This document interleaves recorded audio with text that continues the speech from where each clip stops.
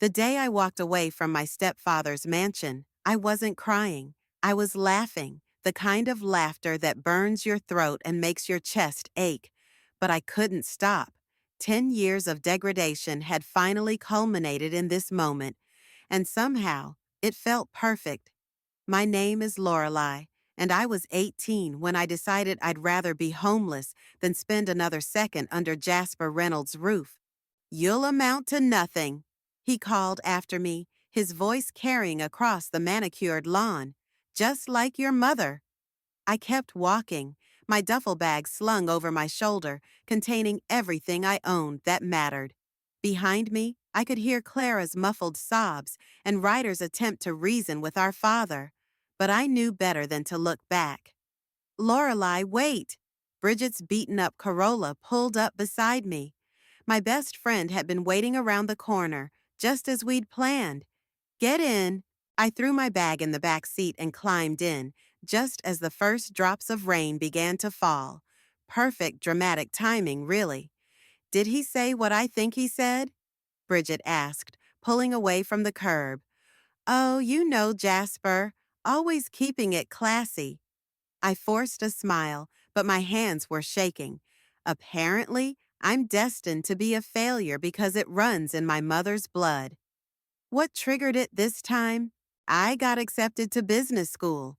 I laughed again, but this time it came out hollow. Full scholarship. He found the acceptance letter and lost it. Said I was wasting my time, that no one would ever take me seriously in the business world. Bridget cursed under her breath. "What about your college fund?" Funny story. Turns out there never was one. Not for me, anyway. Clara's got a nice trust fund, though, and Ryder's set for life. "That's illegal. He was supposed to—" "Save it," I cut her off. "I'm done fighting for scraps from his table. I'm done watching him dote on Clara while treating me like I'm invisible.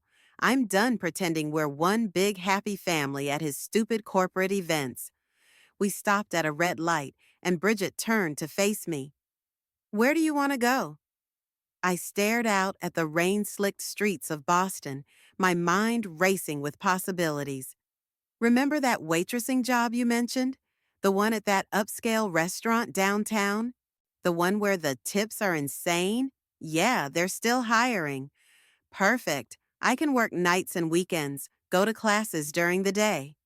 I pulled out my phone and deleted Jasper's number. I'm going to build something so big, so successful, that he'll choke on his words. "Lore," Bridget's voice softened. "Don't let him define your goals." "I'm not." I straightened in my seat. He just showed me exactly what I don't want to become. A bitter, controlling man who measures people's worth by their bank accounts and last names. My phone buzzed, a text from Ryder. "He's calming down. Come back, we can fix this." I typed back, "Nothing to fix. Take care of yourself and Clara." Another buzz, Clara this time. "Please don't go. You're my sister." That one hurt more than anything Jasper had said.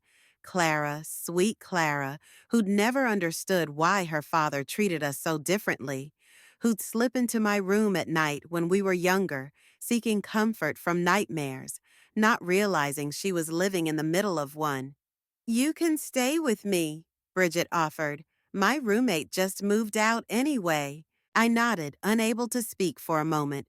The reality of what I was doing finally hit me. I was cutting ties with the only family I'd known since my mother died. But as we drove further from the mansion, I felt lighter, freer. "You know what's funny?" I said finally. "He always told me I was just like my mother, weak, destined to fail. But I remember her differently. She was strong enough to leave an abusive relationship, strong enough to start over. Maybe I am like her after all." Bridget reached over and squeezed my hand. "So what's the plan, boss lady?" "First, we get that waitressing job. Then I'm going to learn everything I can about business, not just in school, but in the real world.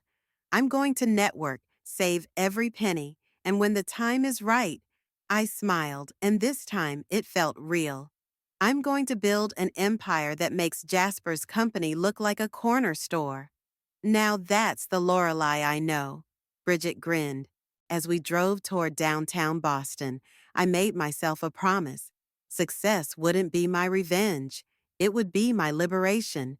And someday, when I was ready, I'd come back to show Jasper exactly what nothing looked like. 10 years can change everything. I stood at the entrance of the Boston Business Summit, adjusting my designer blazer, a far cry from the waitress uniform I'd worn while building my company from scratch. Stop fidgeting, Bridget said, straightening my name tag. You look like $1 million. Actually, make that several million. Funny. I smiled, but my stomach was doing backflips. This summit wasn't just any networking event. It was where the biggest players in New England's business world gathered. My company had finally earned an invitation. Ms. Sullivan? A young assistant approached with a tablet. You're scheduled to speak on the Emerging Technologies in Finance panel in 2 hours. I nodded, scanning the crowd. That's when I saw him. Fernando Sanders, the rising star everyone had been talking about. He was younger than I expected, wearing a perfectly tailored suit and speaking animatedly to a group of investors. That's your competition, Bridget whispered. The one who's been buying up all those tech startups. He's not competition if we're targeting different markets, I replied, but I kept watching him. Something about his presentation style reminded me of Jasper in his prime, confident, charismatic, commanding.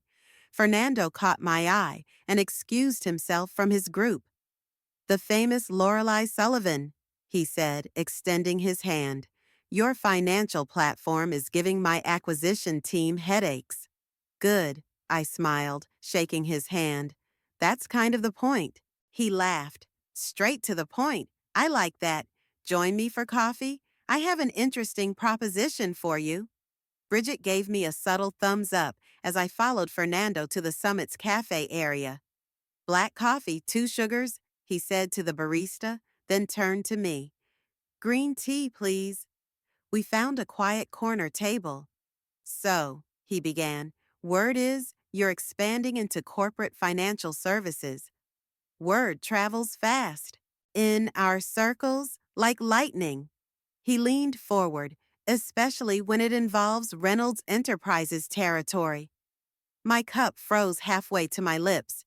Excuse me? Oh, come on. Fernando's eyes sparkled with amusement. You must know your expansion plans would put you in direct competition with your stepfather's company. I haven't spoken to Jasper in 10 years, I said carefully. I don't track his business movements. Really? Because I just came from a meeting with him yesterday. Reynolds Enterprise is hemorrhaging clients. They're still using outdated systems, refusing to adapt to new technologies. Your platform would eat them alive. My heart raced, but I kept my expression neutral. Are you warning me off? Quite the opposite. Fernando pulled out his phone, showing me a graph. Reynolds Enterprises stock has been falling steadily for the past year. Jasper's too proud to modernize, too stubborn to listen to advisors. Word is, they're 3 months away from bankruptcy proceedings. I sat back, processing this information. Why are you telling me this? Because I'm interested in acquiring Reynolds Enterprise, at a discount, obviously. But I'd rather partner with someone who knows the industry inside out. He paused. Someone who might have personal insight into the company's dynamics. You want to use me to get to Jasper. I want to offer you first rights on the deal. Together, we could transform Reynolds Enterprise into something revolutionary. He smiled. Unless, of course, there's some reason you wouldn't want to be involved. Before I could respond, my phone buzzed. A text from an unknown number. Lorelei, it's Clara. Can we meet? It's important. Think about it, Fernando said, standing up. My offer stands until the end of the summit. Oh, and one more thing. You might want to watch Jasper's presentation this afternoon. Could be enlightening.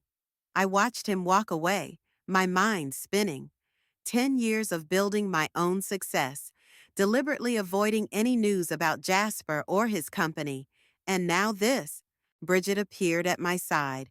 Well, what did Fernando want? To drop a bomb. I showed her Clara's text.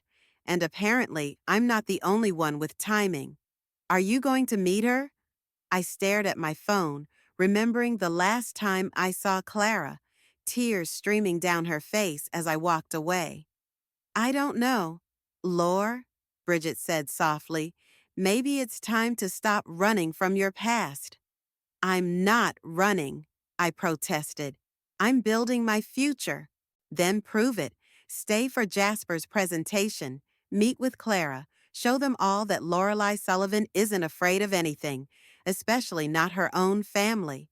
I typed a quick response to Clara. Tomorrow, noon, the cafe on Newberry Street. There's my girl, Bridget grinned. Now, let's go prepare for your panel. Show these suits what real innovation looks like. As we walked away, I couldn't shake Fernando's words. 3 months from bankruptcy. The empire Jasper had built, the one he'd been so proud of, was crumbling. And somehow, I had landed right in the middle of its collapse. The cafe on Newberry Street hadn't changed in 10 years. Same vintage posters, same mismatched chairs, same smell of freshly ground coffee. I arrived 15 minutes early, choosing a corner table that gave me a clear view of the entrance. Clara walked in exactly at noon, looking so much like our father it made my chest tight. Same confident stride, same sharp features, but her eyes were kinder, always had been. Lorelei, she breathed, stopping at my table. You look amazing. So do you. I stood, unsure whether to hug her or shake her hand. She made the decision for me, pulling me into a tight embrace. I watched your panel presentation yesterday, she said, settling into her chair. You were incredible. The way you handled those old school investors who tried to challenge your data. Thanks, I signaled the waiter. Still taking your coffee with too much sugar? Some things never change. She smiled, but it didn't reach her eyes. Unlike everything else. The waiter took our orders, and I waited for Clara to explain why she'd reached out after all these years. She fiddled with her napkin, a nervous habit she'd had since childhood. Dad's company is failing, she finally said, but you probably knew that already. I heard rumors. They're not rumors. Clara leaned forward. He's running it into the ground. Refuses to modernize. Won't listen to anyone's advice. Ryder tried to implement some new systems last year, and Dad nearly fired him. Ryder's still working there? Someone has to try to keep things afloat. She rubbed her temples. Dad's not the same anymore. After you left, after Mom died, he became obsessed with maintaining control. The company is all he has left. Our drinks arrived, and I watched Clara dump 3 sugar packets into her coffee. Why are you telling me this? Because I saw what your company's doing with financial technology. Because I know you're expanding into corporate services. She took a shaky breath. Because I need your help, Lorelei. Clara, just listen, please. She pulled out a tablet showing me internal reports. We're losing clients every week. Our systems are outdated. Our staff is demoralized. And Dad, he's making increasingly erratic decisions. Last month, he fired our entire IT department because they suggested switching to cloud-based solutions. That's business suicide in today's market.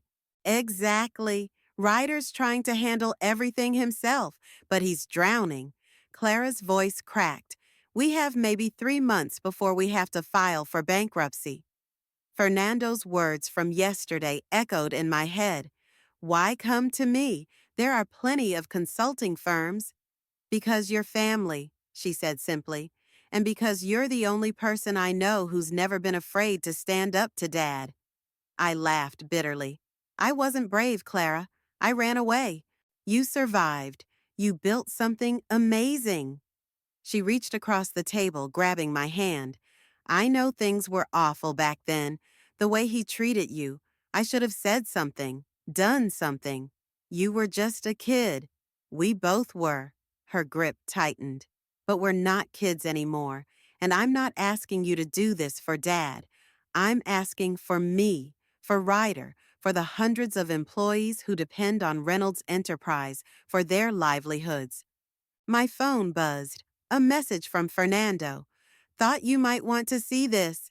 Attached was a news article about Reynolds Enterprises' plummeting stock prices.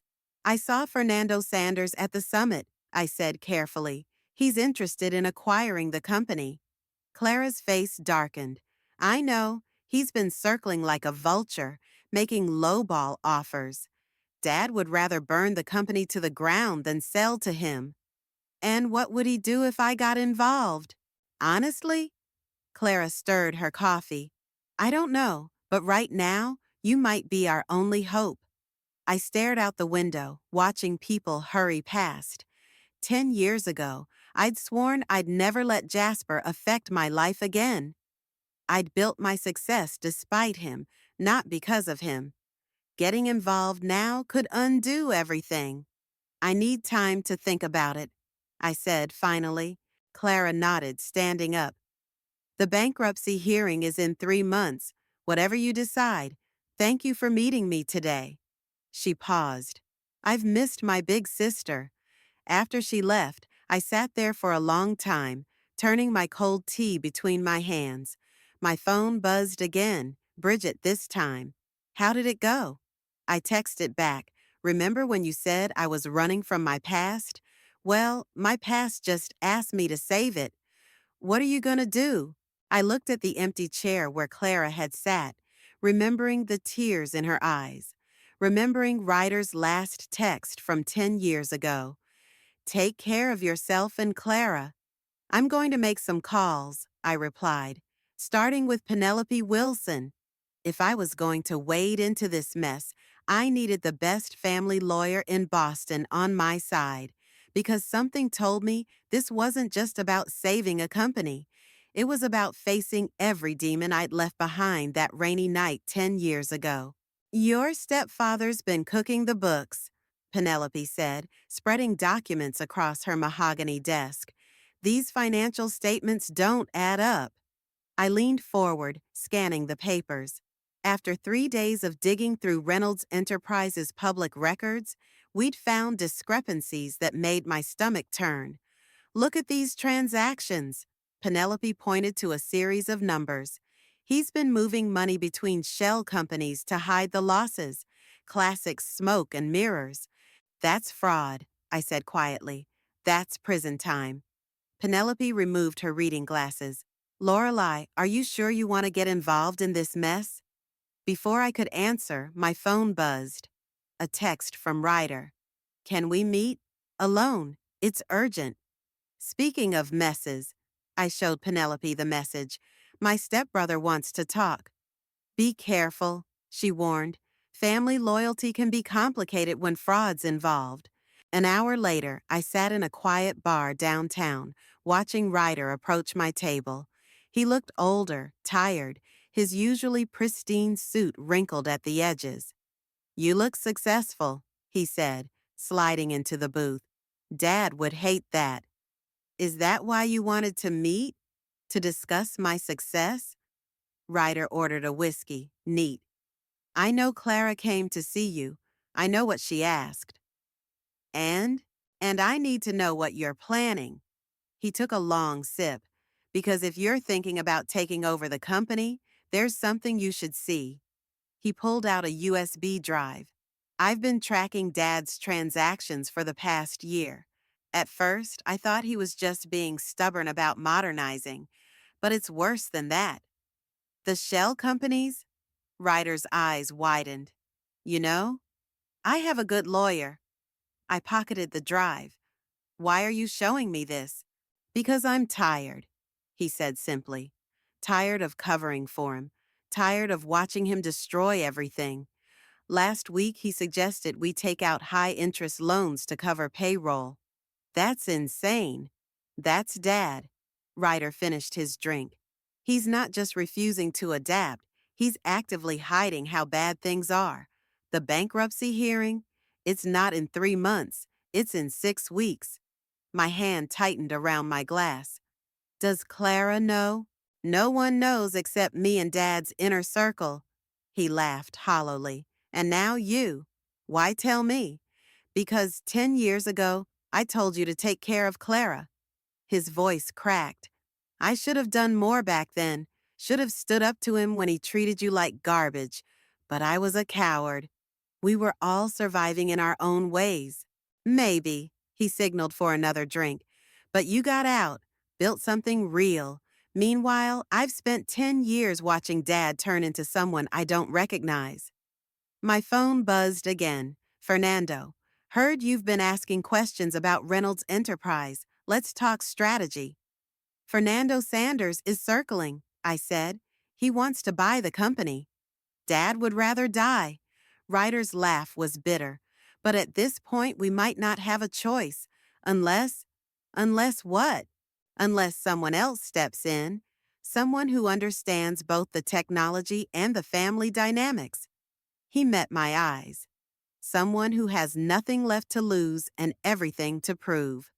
I stood up, needing space to think. I'll look at the drive, but I'm not promising anything. Fair enough.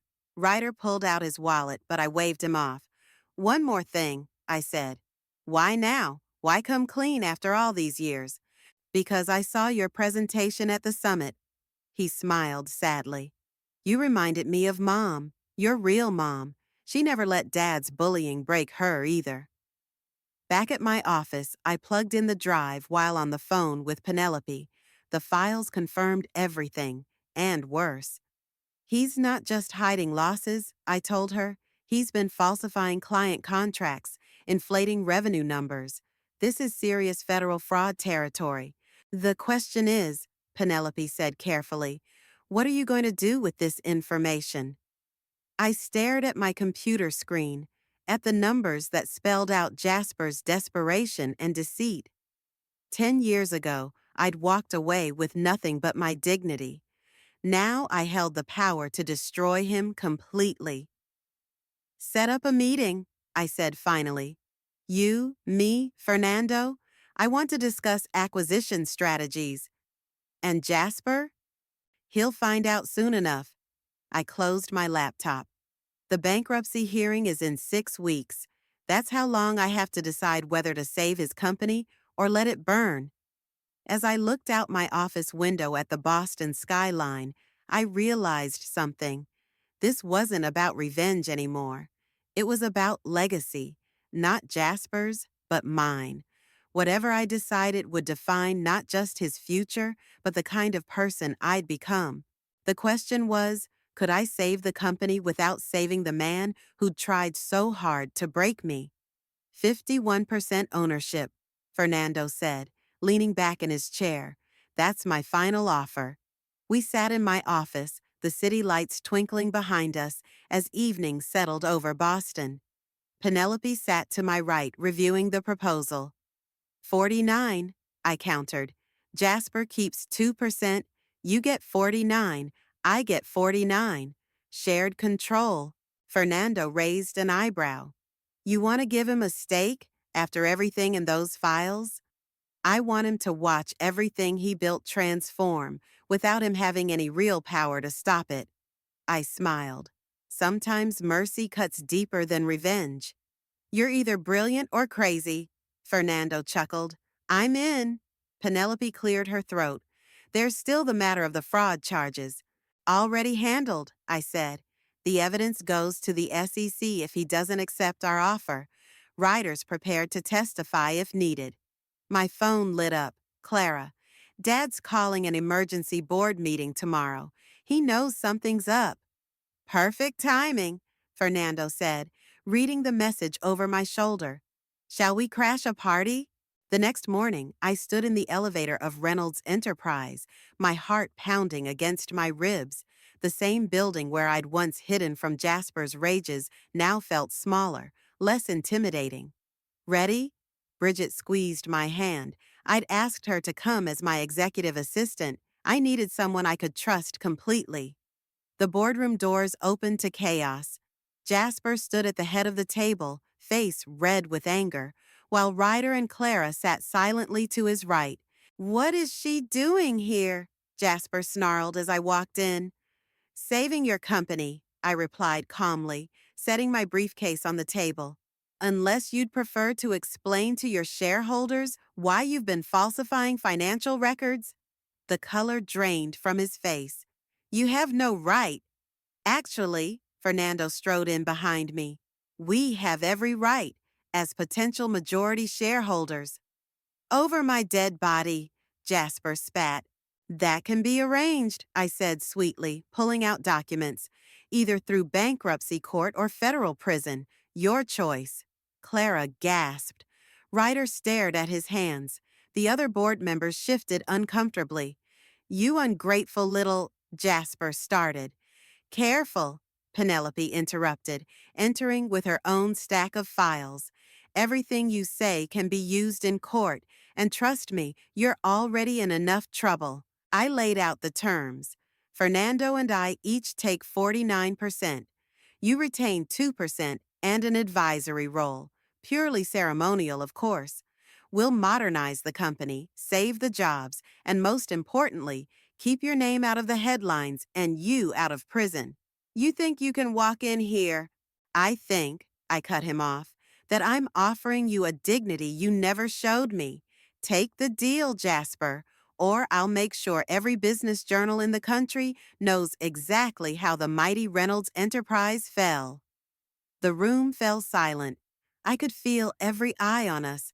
The stepfather who'd tried to break me, and the woman I'd become despite him. "The board needs to vote," he said finally, his voice shaking. "Already done," Ryder spoke up. "We held a preliminary vote this morning. It's unanimous. We accept the offer." Jasper's head snapped toward his son. "You knew about this?" "I've known for months that we were sinking." Ryder met his father's gaze.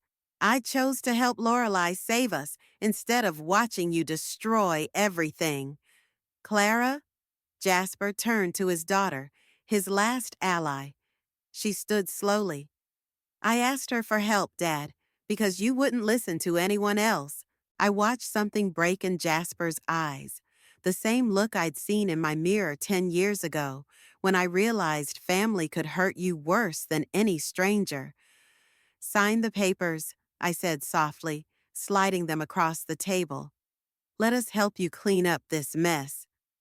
His hand trembled as he reached for the pen. Each signature felt like a victory, but not the kind I'd imagined all these years. "The press release goes out in an hour," Fernando announced. "New leadership, exciting changes, all very positive. No mention of the financial irregularities." Jasper stood abruptly, straightening his tie. "I suppose you're happy now," he said to me. "Finally got your revenge." "No, Jasper. I gathered my things. I got something better. I got to prove you wrong about me. And I did it by being everything you're not. Adaptable, honest, and willing to help family even when they don't deserve it." He walked out without another word. Clara hugged me, crying softly, while Ryder shook Fernando's hand. "Well," Bridget whispered, "that was intense." I watched the boardroom empty, feeling strangely hollow. "The hard part's just beginning. We have 6 weeks until the bankruptcy hearing to turn this company around." "Good thing you work well under pressure," she smiled.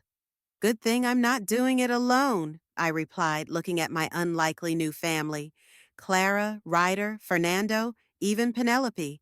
Sometimes the best revenge isn't destroying your enemies, but building something stronger from their ruins. The bankruptcy court was packed. 6 weeks of nonstop work had led to this moment. I sat between Fernando and Penelope, watching Jasper fidget with his tie across the aisle. "All rise," the clerk announced as Judge Martinez entered. "Let's address the elephant in the room," the judge said after preliminaries. "Reynolds Enterprise filed for Chapter 11 bankruptcy protection, but I'm now seeing a motion to withdraw that filing. Would someone care to explain?" I stood, smoothing my skirt. "Your Honor, I'm Lorelei Sullivan, new co-CEO of Reynolds Enterprise. In the past 6 weeks, we've implemented significant changes. Objection! Jasper shot up, his face flushed. This woman has no right to speak for my company. Sit down, Mr. Reynolds, Judge Martinez warned. According to these documents, Ms. Sullivan and Mr. Sanders now hold controlling interest. Please continue, Ms. Sullivan. I pulled out our presentation materials. In 6 weeks, we've modernized our entire infrastructure, renegotiated vendor contracts, and retained 85% of our client base through our new digital platform. The numbers support this? The judge asked. Yes, Your Honor. I handed over the financial reports. We've secured new investment, restructured our debt, and our cash flow projections show sustainability within 3 quarters. This is a farce, Jasper interrupted again. She's manipulating the numbers, just like she manipulated my children. Mr. Reynolds, the judge's voice sharpened. One more outburst, and you'll be removed from my courtroom. Ryder stood up from his seat. Your Honor, as Chief Technology Officer, I can verify these projections. Our new systems have already reduced operating costs by 30%. Clara joined him. And as head of client relations, I can confirm we've signed 15 new corporate clients since implementing these changes. I watched Jasper's face contort as his children testified to our success. Everything he'd tried to prevent was happening in front of him. The court appreciates the detailed documentation, Judge Martinez said, reviewing the files. However, Mr. Reynolds raised a concerning point about manipulation, given the company's previous creative accounting practices. Your Honor, Penelope stepped forward. We've included a full audit from an independent firm. Additionally, we've implemented new compliance protocols that exceed industry standards. Fernando added, we've also established an independent board oversight committee to ensure complete transparency moving forward. The judge nodded slowly. Mr. Reynolds, would you like to make a statement before I rule? Jasper stood, straightening to his full height. Your Honor, that woman, he pointed at me, has orchestrated a hostile takeover of a company I built from nothing. She's turned my own children against me. She's built something you couldn't destroy, I interrupted, earning a warning look from the judge. Sorry, Your Honor, but this isn't about family drama. This is about saving a company, protecting jobs, and creating sustainable growth. By stealing what's mine, Jasper shouted. By preventing federal fraud charges, I shot back. Would you prefer we discuss the shell companies, the falsified contracts, the... Enough, Judge Martinez banged her gavel. This is a bankruptcy hearing, not a family counseling session. She shuffled through the papers. Based on the evidence presented, Reynolds Enterprise has demonstrated sufficient restructuring and financial stability to withdraw its bankruptcy filing. Relief flooded through me. 6 weeks of sleepless nights hadn't been for nothing. However, the judge continued, given the allegations of previous financial impropriety, this court will require quarterly compliance reports for the next 2 years. Understood? Yes, Your Honor, Fernando and I said in unison. As the court adjourned, Jasper stormed toward me. You think you've won? You think this makes you powerful? No. I met his gaze steadily. This makes me successful. There's a difference, one you never understood. I made you what you are, he snarled. You're right, I smiled. Every time you told me I was nothing, I worked harder. Every time you chose Clara over me, I learned to stand alone. Every time you tried to break me, I built something stronger. Dad, stop. Clara stepped between us. It's over. We saved the company. Isn't that what matters? We? He laughed bitterly. There is no we anymore. You chose her side. No, Ryder joined us. We chose the right side. The side that put the company's future above your ego. Jasper looked at his children, then at me, something like recognition finally crossing his face. Without another word, He turned and walked away. Well, Fernando clapped his hands. Who's ready to actually run this company? First, I said, we celebrate. Dinner at my place, all of us. As we left the courthouse, Bridget hugged me tight. How does it feel? I watched Jasper's retreating figure, remembering the scared 18-year-old who'd walked away in the rain. It feels like closure and a beginning. The best revenge is living well, she quoted. No, I corrected her, looking at my new family. Clara, Ryder, Fernando, Penelope. The best revenge is building something worth living for. 3 months after the bankruptcy hearing, I sat in what used to be Jasper's office, reviewing quarterly reports. The view of Boston Harbor hadn't changed, but everything else had. You need to see this, Clara burst in, tablet in hand. Dad's giving an interview on business today. I unmuted the wall-mounted TV where Jasper sat across from a polished interviewer. He looked older, his hair grayer than I remembered. Mr. Reynolds, your former company has shown remarkable growth since the leadership change. Any comments? Former company? Jasper's smile was tight. I built that empire. What they're doing now is destroying my legacy. Stock prices have doubled, the interviewer pressed. The new digital platform is revolutionizing corporate financial services through shortcuts and… The door opened again as Fernando and Ryder walked in. Are you watching this train wreck? Fernando asked. Shh, Clara waved him quiet. Your stepdaughter, Lorelei Sullivan, has been praised for modernizing. She is not my daughter, Jasper snapped. She's an opportunist who manipulated my children and stole my company. I reached for the remote, but Clara stopped me. Wait. Speaking of your children, the interviewer continued, both now hold executive positions. Ryder Reynolds as CTO and Clara Reynolds as… They betrayed me. Jasper's voice cracked. Everything I did was for them, and they chose her. We chose the company, Ryder muttered at the screen. Your former employees report improved working conditions, better benefits, and… Jasper stood abruptly, removing his microphone. This interview is over. The feed cut to commercial. Clara turned to me, eyes wet. He'll never change, will he? People like him can't, Fernando said gently. It would mean admitting they were wrong.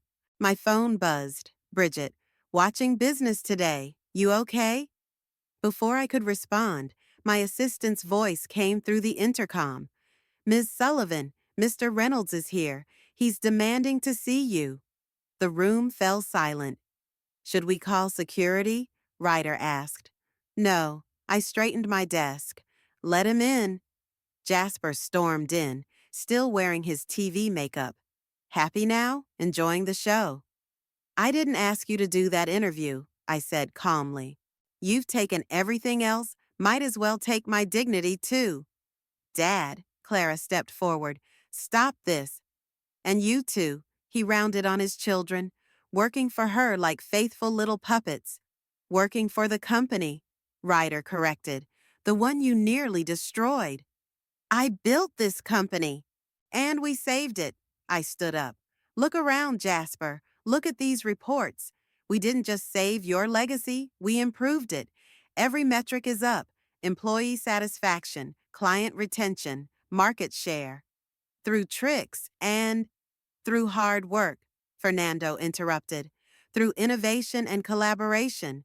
Everything you refused to consider. Jasper slumped into a chair, suddenly looking very old. Why are you all against me? We're not against you, Clara said softly. We're for the company, for the employees, for the future. A future without me. That was your choice, I said. We offered you an advisory role. You refused. We invited you to board meetings. You didn't come. You chose pride over progress, just like you always have. Like when you kicked out a teenage girl for daring to have ambition? Ryder added. Jasper's head snapped up. She turned you against me? No. Clara's voice was firm. You did that yourself. Every time you chose control over connection, every time you put your ego above the company's needs. The company was fine. The company was dying. Fernando pulled up projections on the wall screen. These are your numbers from 6 months ago, and these are ours now. Facts don't lie, Mr. Reynolds. Jasper stared at the charts, his shoulders sagging. For the first time, I saw what Clara meant about him not being the same man anymore. Your 2% ownership is still valid, I said quietly. You could be part of this success story instead of fighting it. He laughed bitterly. You sound just like your mother, always thinking you know better. My mother knew when to walk away from toxic situations, I replied. She taught me that sometimes the strongest thing you can do is start over. And sometimes, Clara added, the bravest thing is admitting you were wrong.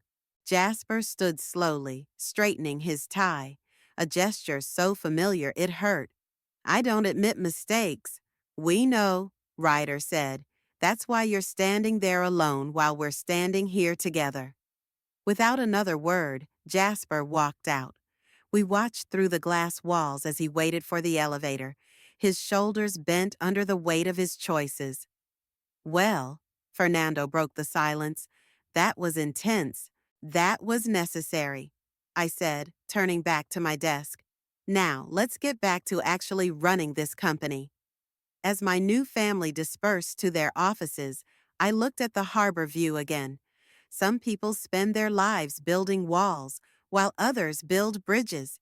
Jasper had made his choice, we'd made ours, and the numbers didn't lie. Ready for this? Bridget adjusted my blazer as we stood outside the Boston Business Awards venue. Born ready, I smiled, though my stomach churned. Being nominated for Business Leader of the Year was one thing. Knowing Jasper would be in the audience was another. The grand ballroom buzzed with energy. Fernando met us at our table, champagne in hand. The whole industry's here tonight. Including Dad, Clara whispered, nodding toward the far corner where Jasper sat alone, nursing a drink. Ladies and gentlemen, the MC took the stage. Welcome to the 30th Annual Boston Business Awards. I barely heard the first few categories, my mind racing with the speech I'd prepared. Then, for Business Leader of the Year, we have an unprecedented situation, the MC announced. Our winner not only turned around a failing company, but created a new model for corporate restructuring. Please welcome to the stage, Lorelei Sullivan. The applause was deafening. Clara squeezed my hand as I stood. Walking to the stage, I caught Jasper's eye. He didn't look away. Thank you, I said into the microphone. This award isn't just mine. It belongs to everyone who believed in change when staying the same felt safer. I took a deep breath. 10 years ago, I left home with nothing but determination and spite. I thought success meant proving someone wrong. But true success isn't about revenge, it's about redemption, not just of a company, but of ourselves. Movement caught my eye. Jasper stood up, heading for the exit. Wait, I said, abandoning my prepared speech. Jasper Reynolds, please stay. The room fell silent. He froze mid-step. You taught me my first lesson in business, that failure isn't final unless you let it be. Every time you told me I was nothing, I built something stronger. But today, I want to thank you. He turned slowly, facing the stage. Thank you for showing me exactly what kind of leader I didn't want to be. Thank you for pushing me away so I could find my way back stronger. And thank you for building the company that brought this family together, even if it's not the way you planned. Tears glistened in Clara's eyes. Ryder stood applauding. Soon the whole room joined in. This award, I continued, celebrates not just success, but transformation. The transformation of a company, yes, but more importantly, the transformation of people. Clara and Ryder, who chose integrity over comfort. Fernando, who saw partnership where others saw competition, and everyone who dared to believe that sometimes the best families are the ones we build ourselves. I held up the award. To every person who's been told they're nothing, you are everything you choose to be. Thank you. As I stepped down, Jasper approached the stage. For a moment, I thought he might make a scene. Instead, he extended his hand. Your mother would be proud, he said quietly. Which part would make her proud? I asked, taking his hand. The success or the fact that I didn't let bitterness win? Both. He cleared his throat. I I may have been wrong about some things. Coming from Jasper, this was practically a full apology. Join us, I said, gesturing to our table. There's room for one more. He hesitated. Your siblings, they wouldn't want. They're your children too, I corrected him. And family is family, even when it's complicated. Clara and Ryder watched as their father approached. Fernando pulled out a chair. Bridget poured an extra glass of champagne. To new beginnings? Clara offered, raising her glass. To family, Ryder added. All kinds. Jasper lifted his glass slowly. To change. As conversations flowed around us, I watched my unlikely family. The sister who found her voice, the brother who chose right over easy, the rival who became a partner, the friend who never left, and the stepfather who finally, maybe, learned to bend instead of break. You know, Bridget whispered, this isn't how revenge usually looks. Maybe because it stopped being about revenge a long time ago, I replied. It became about building something better than what was broken. The award glinted under the ballroom lights, but it wasn't the real prize. The real victory was sitting at this table, watching walls come down brick by brick, seeing bridges build themselves word by word. So, Fernando raised his glass again. What's next for our corporate family? First, I smiled, we celebrate. Then tomorrow we keep building. Because success isn't a destination, it's a journey, and I can't think of better people to travel with. Jasper cleared his throat. Room for an old man to learn new tricks? Always, Clara and Ryder said together. And there it was. Not a happy ending, because endings are never really happy or final. Instead, it was a new chapter, written not in spite or revenge, but in the language of second chances and chosen family. Sometimes the best revenge isn't getting even, it's getting better and bringing everyone else along for the ride.